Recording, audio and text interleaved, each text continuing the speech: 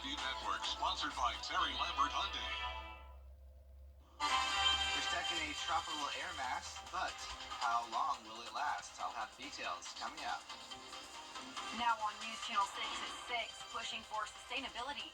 What an Atlanta nonprofit is doing to educate young homeowners as your news at 6 starts now.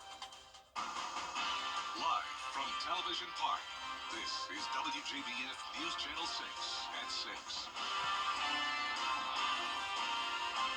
Good evening, everyone. I'm Bria Smith. Thanks for joining us. Brad and Jenny are off tonight. Coverage you can count on begins with an Atlanta-based nonprofit group called South Face, working with people and other nonprofits to save money through green energy programs. Atlanta Bureau Chief Archie Sasadri reports.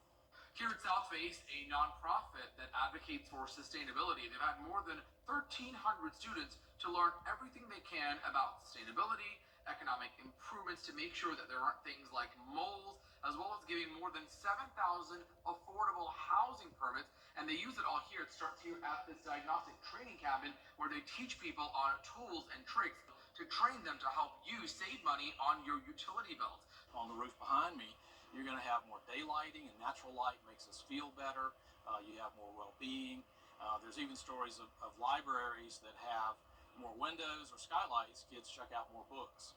Many of the stores you shop in now have skylights because it lowers the energy cost of that building, but it also makes people more comfortable in that shopping environment, and they feel better because of the natural light. Things like looking for carbon monoxide poisoning, making sure there aren't leaks inside or outside your home or building, as well as preparing your home so that it's more sustainable to ultimately save you money on your utility costs. So we might train people on how to do home energy ratings, or teach people about building sciences and the envelope of a building, meaning the insulation. So in a house, you might look at encapsulating the attic so that you keep that energy from going out of the roof of the house by having more extensive insulation. Their rooftop is a sustainable model. Take a look. We have a rainwater collector right here. In the far back, we have a MET station to measure the speed of wind. Over there in the other corner with all those wooden boxes, that is a bee pollinator. And up on the roof right here above me, we have solar panels. South Face says this is a model that they're using for not only home as well as buildings, but to pave the way for the future generation to see how our communities could look over the next 100 years. Reporting in Atlanta, Archie Sasadri, Atlanta Bureau Chief. Meteorologist Miller Hyatt joins us for a check of the weather. And Miller, it's a little muggy outside. Yes, Thank you. A former Washington County teacher has been sentenced to prison on child sex crime charges. Michael Allen Dendy has been sentenced to 33 years in prison after pleading guilty to production and distribution of child pornography. Investigators say Dendy tricked students into sending sexually explicit material via social media, then uploaded the images online. Dendy was a teacher at Washington County High School from 2016 until his arrest in January of last year. We see it all the time on social media, videos of servicemen and women surprising loved ones when they come home from deployment. Today, it happened right here in the CSRA. Major Kimona Riley Lee, a nurse with the Army National Guard, deployed to Camp Bonsteel in Kosovo in January, leaving her third-grade son, Benjamin, here at home. Today, she surprised him at the Grovetown Elementary Veterans Day program. Thank you, Mommy. Your service was amazing because you stayed over there for 11 whole months. And staying with me for the veterans to save our country. Yeah.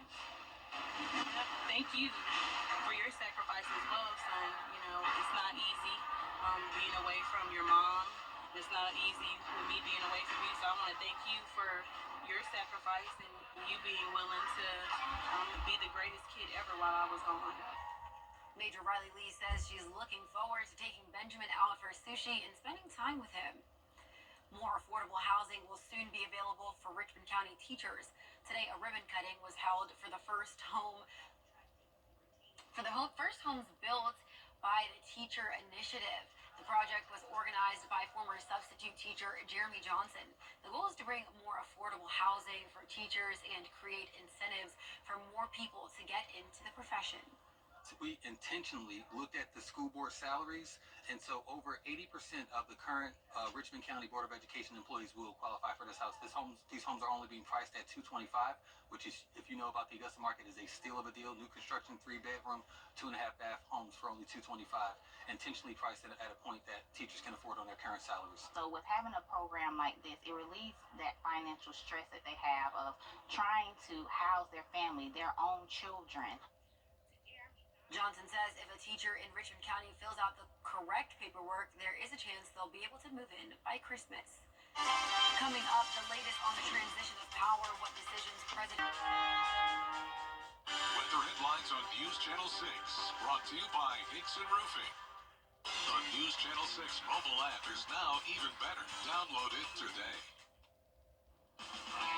Now, WJBF sports coverage you can count on. Welcome to week 12 of high school football, the final game night live of the regular season. All comes down to Burke County and Thompson. Both of these programs have winning records this year, and head coach Michael Youngblood at Thompson emphasized they understand the stakes, the rivalry, and how they need to play. As for Burke County, they also know the magnitude of this regular season finale and the playoff implications that come with it. The Burke County Bears are an impressive 8-1 on the season. Meanwhile, Thompson on a 7-game winning streak, and it'll all come down to the running game. A showdown between Amari Williams and Anthony Jeffrey. The Bulldogs racked up 364 rushing yards last week, while Burke County has a threatening offense of their own. Sean and Diver threw for 244 yards and 2 touchdowns in their last game. Thompson head coach Michael Youngblood breaks down what his team needs to do to get a victory tonight. Number one, you got to get first downs. You can't turn the ball over. You got to execute offensively. When you get in the red zone, you got to make sure you punch it in. You got to make your wide open throws. You know, every team is going to have what they feel like is home run plays, and you got to hit those. Defensively, we're thinking eye discipline. Burt does a really good job of running the wing tee. They'll jump and spread a little bit, but it's still a wing tee concept. And we got to make sure that we do a good job with our eyes and our hands. Kickoff is just about an hour or so on MeTV. And it's also the first round of playoffs for our area private schools, one of those being Westminster Schools of Augusta, hosting David Emanuel Academy. The Wildcats are undefeated on the season, looking to make it 7-0 tonight. They claimed a convincing 58-0 blowout win over St. Mary's Academy. And offensively, they rushed for 269 rushing yards. On the defensive side, they had 8 sacks. And that score, no surprise for this team whatsoever. They've outscored every opponent this season by 20 or more points. And the Wildcats have not lost a game, get this, since September of 2023. You can catch those highlights along with all the other high schools in action tonight on Football Friday night. And finally, don't forget to vote for our Football Friday night Player of the Week. This week's nominees come from North Augusta, Burke County, Warren County, Briarwood Academy, and Barnwell. You can vote once per day, and we will announce the winner tonight on Football Friday night. Shona, I can't believe it. The final night of GNL. I know. That is crazy. Well, best of luck to the teams. We'll be right back. Ready to develop more than a career? We have more clouds this weekend and another rain threat on Sunday. Won't be as heavy. We're not looking at any flooding issues, which is good news. Just some light rain. Veterans Day, we have a few showers possible, but mostly dry. And then check out next week. We have a big cool down by the end of the week. Highs in the 60s, lows in the 40s. Alrighty, Miller, thank you. It's a question every child has pondered. Why is the sky blue? Well, we're asking the same thing about what's under the sky and on top of the roof. Out there somewhere with George Escala. They're up on the roof, tarps protecting homes, and unfortunately, some now have tarp experience. My house and my mother-in-law, my brother-in-law, so I tarped up those 3 houses, yeah. At ABC Supply Company, the tarp business is through the roof.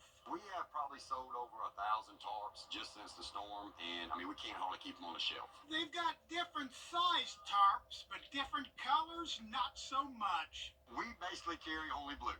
It's a sea of blue out there with tarps. I guess it's just what they sell at Lowe's. I mean, they just all seem to be blue. A lot of people ask, why are they blue? Why are they blue? Well, blue reflects the heat. This wasn't the North Pole, but look who we ran into, Santa and Mrs. Claus. And this Christmas, they're thinking about a different color of tarp, red. Red's my favorite color. And you know why?